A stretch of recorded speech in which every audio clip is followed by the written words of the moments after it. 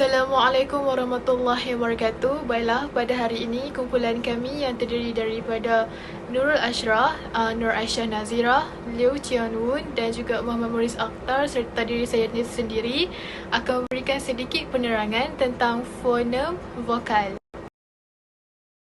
Baiklah, pada awalnya saya akan menerangkan tentang fonem vokal depan. Fonem vokal depan terbahagi kepada 4. Baiklah, saya akan mulakan dengan yang pertama iaitu vokal I, iaitu depan sempit. Untuk membunyikan vokal I, cara menghasilkannya ialah saya akan menerangkan secara ringkas, iaitu bibir secara dalam keadaan terhampar, kemudian depan lidah akan dinaikkan setinggi mungkin ke arah gusi. Lelangit lembut pula dan anak tekak akan dinaikkan menutup rongga hidung supaya udara tidak keluar melalui rongga hidung. Pita suara itu dirapatkan supaya udara dari paru-paru keluar dengan menggetarkan pita suara ke rongga mulut. Jadi, bunyi yang terhasil akan menghasilkan bunyi I. Seterusnya ialah vokal E, iaitu separuh sempit. Alat artikulasi yang berperanan dalam penghasilan vokal tengah ialah bahagian tengah lidah. Keadaan bibir adalah bundar.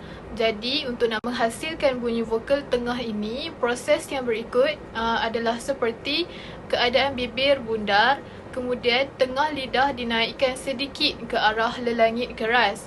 Lelangit lembut dan anak tekak akan dinaikkan untuk nak menutup rongga hidung supaya udara ini tidak dapat keluar melalui rongga hidung. Pita suara pula dirapatkan supaya udara yang keluar dari paru-paru ke rongga mulut akan menggetarkan pita suara.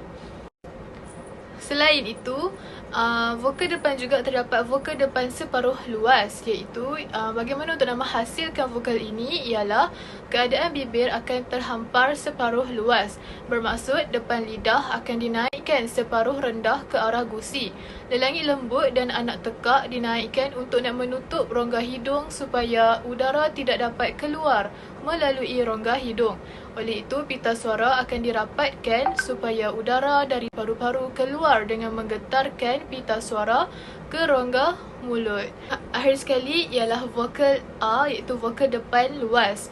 Bagi menghasilkan vokal ini, saya akan menerangkan secara ringkas, iaitu bibir dalam keadaan terhampar.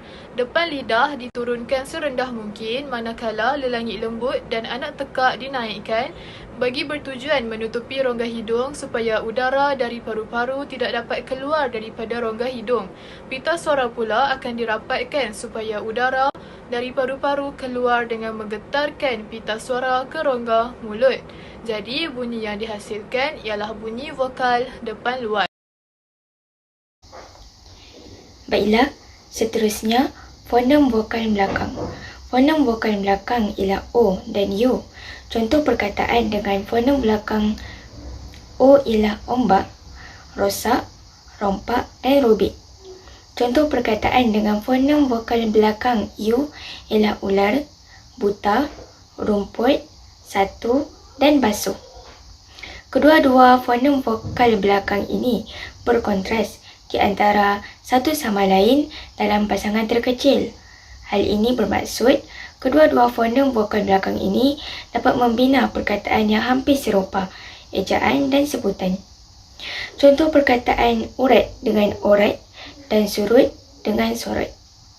Semua contoh perkataan tersebut memiliki ejaan dan sebutan yang serupa. Kedudukan terletaknya fonem dalam contoh perkataan tersebut juga serupa. Walaupun begitu, setiap contoh perkataan itu memberikan makna yang berbeza. Urat memberi maksud saluran darah dalam tubuh. Orat bermaksud memikat kaum lawan. Surut pula bermaksud paras air laut menurun. Dan yang terakhir, surut bermaksud sari pati. Baiklah, seterusnya saya akan menerangkan serba sedikit tentang fonem vokal tengah. Yang pertama, penyebaran satu fonem vokal tengah I tidak berlaku pada akhir perkataan kecuali perkataan pinjaman. Fonem I pada awal perkataan contohnya emak, pada tengah terbuka contohnya serah, tengah tertutup seperti tentu, Manakala pada akhir terbuka contohnya sosialisme iaitu perkataan daripada bahasa Inggeris dan juga akhir tertutup juga merupakan daripada perkataan bahasa Inggeris iaitu television. Yang kedua, kontras. Vokal tengah berkontras dalam pasangan terkecil dengan semua vokal lain seperti fonem I dan juga I. Yang pertama, beri bermaksud memindahkan milik dengan rela. Yang kedua, biri iaitu kambing dari kawasan sejuk. Yang seterusnya, I pepet dan juga I teling. Yang pertama, bela seperti pelihara, manakala bela yang bermaksud balasan. Seterusnya, bagi I dan juga A, yang pertama entah yang bermaksud tak tahu dan kenapa. Yang kedua, antah yang bermaksud padi yang tertinggal di dalam beras. Seterusnya, I dan O. Pada contoh I iaitu bela yang bermaksud pelihara, manakala bola iaitu benda bulat yang disepak sebagai mainan. Contoh yang terakhir bagi kontras vokal tengah iaitu I dan juga U. Contohnya sekat yang bermaksud halang, manakala sukat yang bermaksud ukur. Sekian sahaja daripada saya. Seterusnya ialah fonem diftong. Dalam bahasa Melayu, diftong terbahagi kepada 3, iaitu fonem au, ai, dan oi.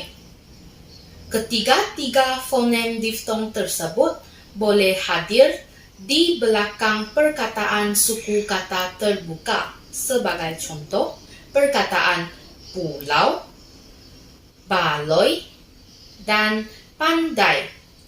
Namun, fonem diftong ai dan au sahaja hadir di tengah perkataan suku kata terbuka.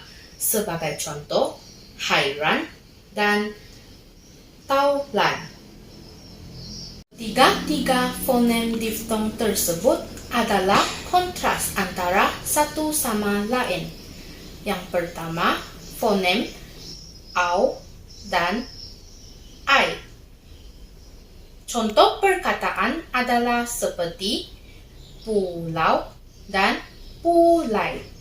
Yang kedua, fonem ai dan oi. Contoh perkataan adalah seperti balai dan baloi. Yang ketiga, fonem au dan oi. Sebagai contoh, perkataan kalau dan kaloi. Baiklah, seterusnya adalah rentetan vokal. Rentetan vokal ini adalah berbeza dengan diftong. Sebab diftong ni cara penyebutan dia adalah berturutan. Tetapi kalau rentetan vokal ini, sebutan vokal dia seolah-olah dipisahkan oleh bunyi separuh vokal, iaitu Y dan W. Jadi rentetan vokal ini adalah berbeza dengan diftong dan ia adalah dua atau lebih vokal berentetan tetapi membentuk suku kata. Sebagai contohnya, perkataan biaya, BIA, akan disebut biaya seperti ada huruf Y iaitu dipisahkan oleh separuh vokal. Jadi kita akan sebut biaya, umpama macam tu. Jadi yang seterusnya adalah piyut, kita akan sebut piyut, ada dipisahkan oleh separuh vokal Y. Dan kalau kaus, KAUS, kita akan sebut kaus, ada dipisahkan oleh separuh vokal W. Dan yang terakhir, contoh yang terakhir adalah buaya, BUAYA. Sebutan buaya dipisahkan oleh separuh vokal menjadi buaya, separuh vokal W. Okey, itu saja tentang rentetan vokal. Sekian, terima kasih.